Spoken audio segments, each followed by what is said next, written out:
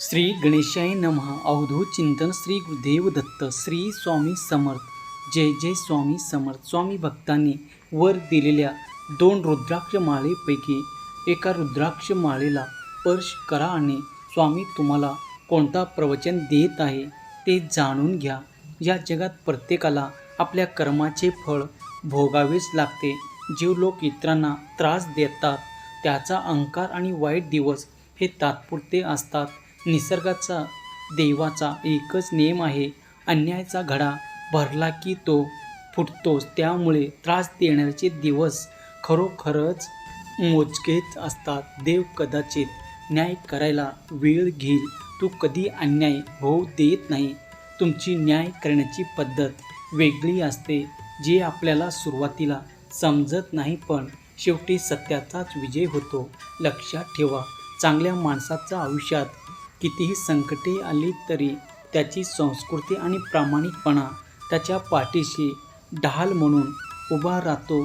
जेव्हा एखादी चांगली व्यक्ती रडते तेव्हा त्याचे अश्रू वाया जात नाही. देव नेहमी अशा व्यक्तीच्या सोबतीला असतो की सोबत एखाद्या चमत्कारिक रूपात नसेल तर मनातील शांतता, कठीण प्रसंगात मिळणारे धैर्य किंवा अचानक मदतीला धावून येणारी एखादी व्यक्ती या रूपात असते. देव चांगल्या माणसाची परीक्षा घेतो, पण त्याला कधीच वाऱ्यावर सोडत नाही. अशा कठीण काळात सर्वात महत्त्वाचे असते तो म्हणजे संयम. जेव्हा वाईट काळ चालू असतो तेव्हा असे वाटतं की देव आपल्याला विसरले, तो ऐकत नाही. पण त्या काळात देव आपल्याला आतून मजबूत करतो.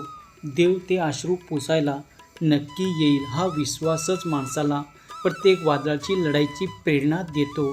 वाईट माणसाचे वाईट दिवस जवळ आलेले असतात आणि चांगल्या माणसाचे सुखाचे दिवस लवकरच सुरू होणार असतात. फक्त योग्य वेळेची वाट पाहावी लागते. प्रामाणिक आणि चांगल्या माणसाने कधीच निराश व्हायचं नाही. जर तुमची बाजू सत्याची असेल तर संपूर्ण ब्रह्मांड तुमच्या पाठीशी उभा राहणार. उशीर का होईना, पण तुमच्या डोळ्यातील प्रत्येक अश्रूचे हसू केल्याशिवाय देव शांत बसणार नाही. विश्वास असेल तर श्री स्वामी समर्थ असे टाईप करा आणि हा संदेश तुम्ही जास्तीत जास्त जणांना शेअर करा. पहा हा व्हिडिओ शेवटपर्यंत नक्की ऐका. आज तुमच्या अनेक प्रश्नाची उत्तरे तुम्हाला मिळणार आहे आणि मनाला एक नवीन ताकदसुद्धा. चांगल्या माणसाच्या वाट्याला दुःख का, हा प्रश्न सगळ्यात महत्त्वाचा असतो.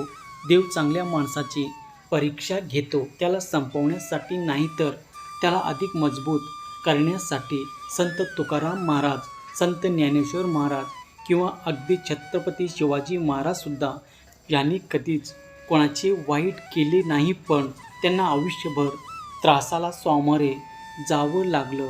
पण त्यांनी कधीच हार मानले नाही. प्रत्येक संकटाला धैर्याने, हिमतीने त्यांनी सामोरे गेले आणि विजय मिळवलाच.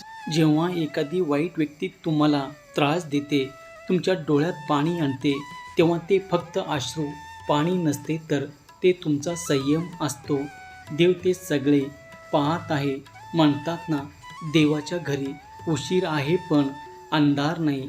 तो तुमच्या प्रत्येक अश्रूची नोंद ठेवत असतो. त्रास देणाऱ्या माणसाला सुरुवातीला वाटतं की मी काही केलं नाही तरी माझे कुणीच काही बिघडू शकणार नाही. हा त्याचा अहंकार असतो. पण निसर्गाचा आणि कर्माचा एक नियम, तुम्ही जे जगाला द्याल तेच 1000 पटीने तुमच्याकडे परत येणार. म्हणून अहंकाराचा फुगा फुटला जाणार. विश्वास ठेव, अन्यायाचा एक घडा असतो.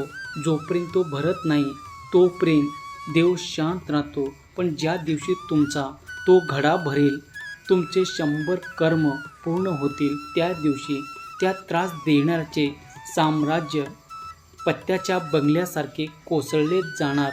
रावण, कंस याच्यासारखे शक्तिशाली लोकही कर्माच्या नियमातून सुटू शकले नाही, तर आजचा हा सामान्य माणूस कसा सुटेल? अशा लोकांचे वाईट दिवस येतात तेव्हा त्यांना वाचवायला कोणीच पुढे येत नाही. त्यामुळे आज जर कोणी तुम्हाला त्रास देत असेल तर त्याच्याशी वाद घालण्यात स्वतःची ऊर्जा वाया घालवू नका. शांत राहा. कर्माला त्याचे काम करू द्या. तुमच्या मनात येईल देव स्वतः स्वर्गातून खाली येईल आणि माझे अश्रू पुसेल. पण नाही, देवाचं काम करण्याची पद्धत वेगळी आहे. तो तुम्हाला अशा अचानक एखाद्या अनोळखी व्यक्तीच्या रूपात येईल. तो माणूस दुसरा कोणी नसून साक्षात देवाने पाठवलेलं दूत असेल. जेव्हा तुम्ही पूर्णपणे हताश होसाल तेव्हा नक्कीच तो देवदूत तुमच्याजवळ येणार आहे. संकटाच्या काळात तुमच्या मनात प्रचंड जिद्द निर्माण करेल. नाही, मी हार मानणार नाही.